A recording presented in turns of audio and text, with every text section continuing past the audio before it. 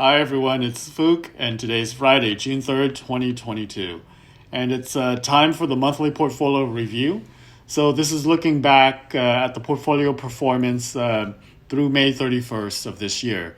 So how did I do? Well, still pretty bad. I think May was very volatile again.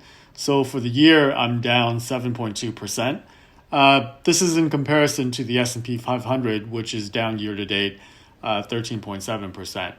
Not as bad, but most of what I'm seeing in terms of my better performance is due primarily to my cash cushion, as well as my risk parity allocation, or I should say risk parity style allocation that I've been putting money into. So what I've been doing every month, usually around the middle of the month, is to allocate some of my cash, roughly 2 to 3%, to a risk parity style allocation, as well as a leverage risk parity style allocation.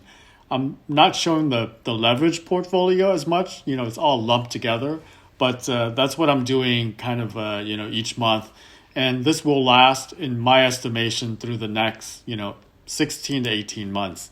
In terms of sector allocation, because the portfolio itself was down quite a bit in May, my cash position has actually risen just by comparison. So even though I've made this buy of 2 to 3% into some of these allocations across a couple of my accounts, I'm still sitting on 39% cash.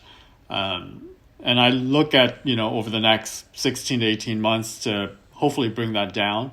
But because the market keeps going down and is remaining volatile, it's still a rather large cash position. Am I particularly worried? I don't think so. I'm actually a little bit more optimistic with what I'm doing, just because I think that the Fed is now much more serious about fighting inflation. And that really is all that matters, right? If they're serious about it and are actually looking to do something and make an effort to reduce inflation, we're halfway there. And since they communicated it, the market is going to take that into mind, because inflation really is kind of like what people expect prices to do. So if people as a whole are thinking that the Fed's going to step in and do whatever they need to keep inflation in check, that's kind of like a self-fulfilling prophecy. Some people would argue that that's kind of like, wishing for lower inflation and that it would materialize.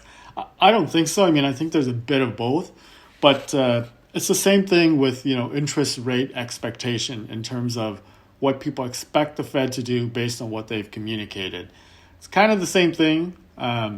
So I actually feel better at the end of May than I did at the end of April, if that makes sense. I think what's going to happen is that, throughout the rest of the year, we'll get a lot more clarity on what happens with inflation, the geopolitics of Russia invading Ukraine and how that's going to resolve, what happens to energy prices long term. We'll get more clarity as we get into September. So I'm not very worried at all from what I'm hearing. And in fact, the data for inflation has shown that it's gone down a bit compared to what previous months were showing. So overall, I feel pretty good. I'll just keep on doing my plan, and we'll see how it goes. So that's it for this month. Hopefully we see some turnaround next month with the market, but I'm seeing signs that it's people are getting somewhat optimistic. We'll see what happens, but at least that's how I feel. Anyways, good luck with your plan, and I'll see you guys again later. Bye.